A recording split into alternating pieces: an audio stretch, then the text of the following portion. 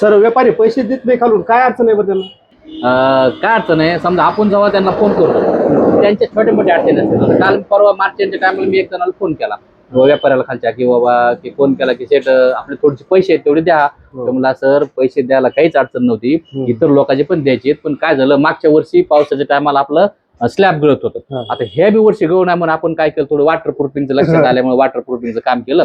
तर 1.5 लाख रुपये गेलेत. नाही तर तुमचे 2-4 लोकांचे द्यायचे होते, थोडी अडचण आल्यामुळे, नाही तर तुमच्या दुसऱ्या टप्प्यामध्ये देतो. ठीक आहे बाबा, आपला जवळचा माणूस आहे, जाऊ द्या म्हणलं, केला असेल.